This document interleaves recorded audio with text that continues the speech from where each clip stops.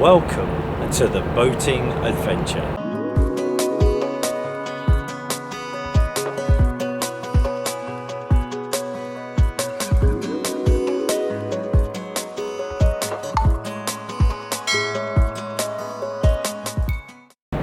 It's Friday the 10th of November 2023 and we are at Albert Dock in Liverpool and we've come to have a look at the Maritime Museum. So come and join us.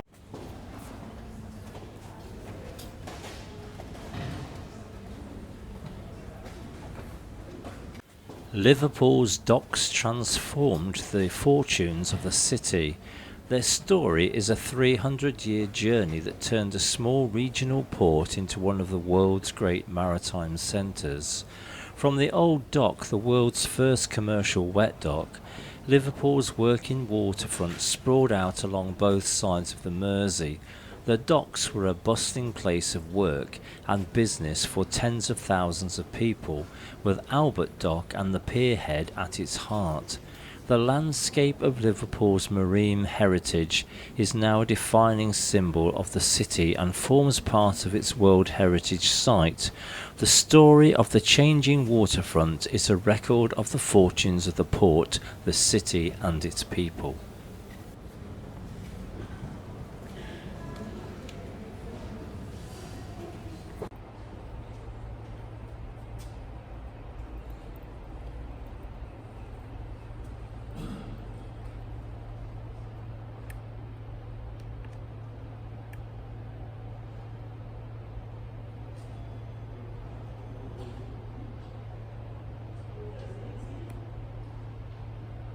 The iconic buildings that stand at the pierhead were built at the start of the 20th century.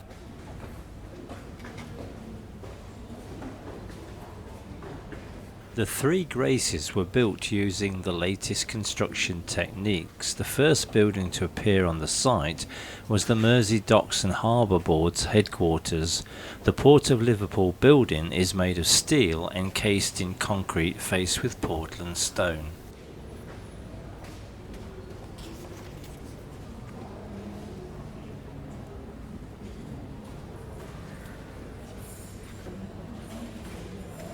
The Albert Dock warehouses were designed to be fireproof and secure.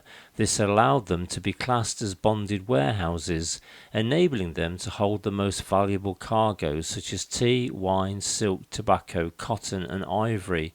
It also meant that custom duty was paid when the goods left the warehouse, rather than when they were discharged from a ship.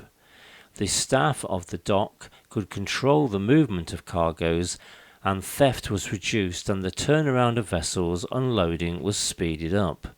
The warehouses earned more than the dock itself. By 1870, warehouse rents generated almost £27,000 every year, while dock fees averaged just under £22,000.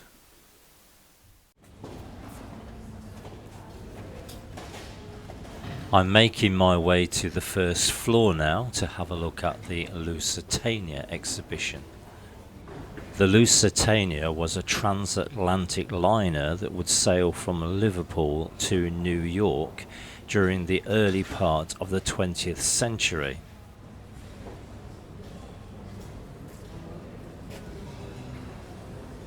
On the 7th of May 1915, RMS Lusitania was torpedoed off the old head of Kinsale Island.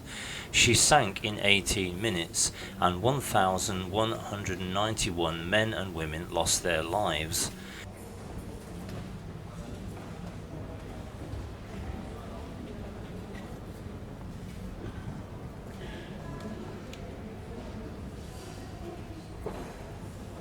Lusitania was a symbol of Liverpool's dominance of Atlantic passenger travel and trade.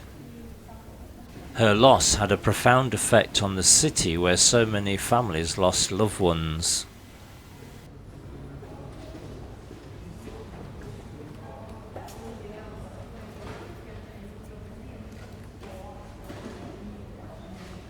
Lusitania's sinking was one of the most significant incidents of the First World War, when modern warfare and its effects on civilians changed forever.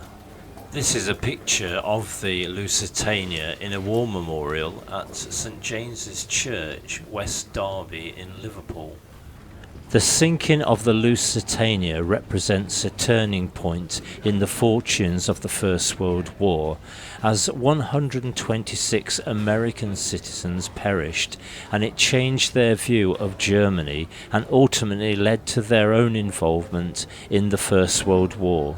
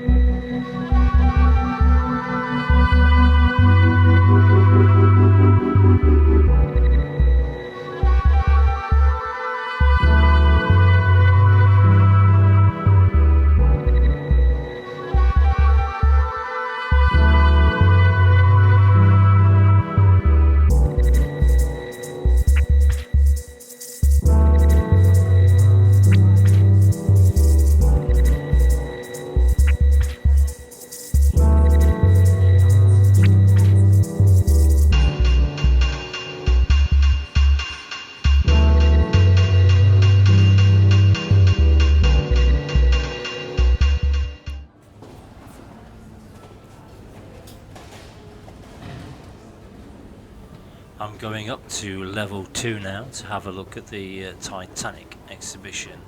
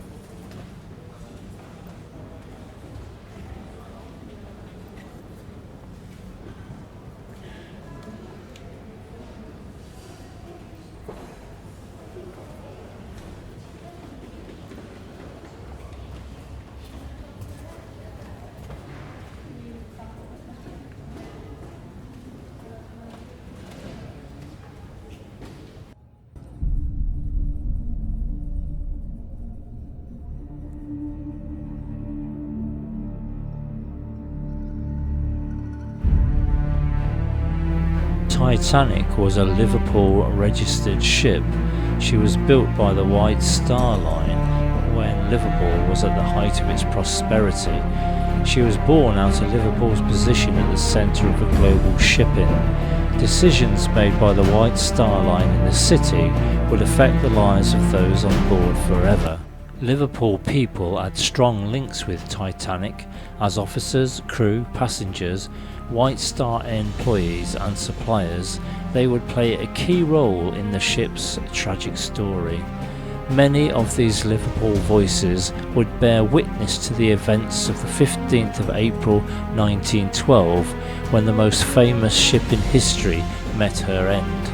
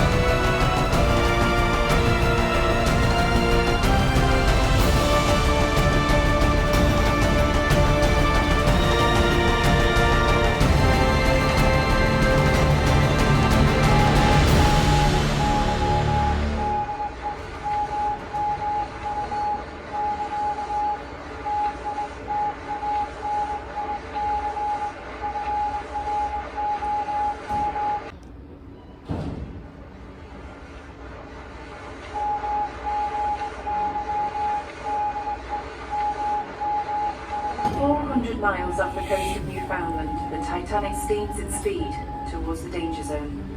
Yet Second Officer Light Hollow remains confident of an uneventful crossing. High up in the crow's nest, Lookout Frederick Fleet stares into the darkness.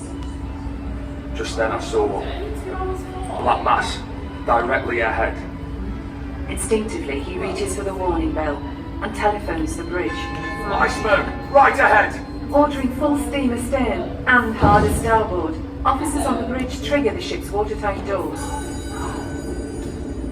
For half a minute, Fleet holds his breath. She went to the port, and the iceberg struck her on the starboard bow. Said to me, mate, that was a narrow shave. With no hope of rescue, Captain Smith orders the loading of lifeboats. Women and children first. The stern rises into the air, cascading people into the icy water. From the safety of her lifeboat, a horrified Mildred Brown watches helplessly as everything in the ship breaks loose. The Merseyside Maritime Museum houses a huge collection of different items, and a short half-an-hour video wouldn't do it justice, so I've tried to select 2 or 3 items that would be of interest, but we really would have to come back and visit it another time. Entry is free, they just ask for a donation if you're able to give. So I hope you've enjoyed that visit to the Maritime Museum at Liverpool. So thank you very much for watching, and do take care.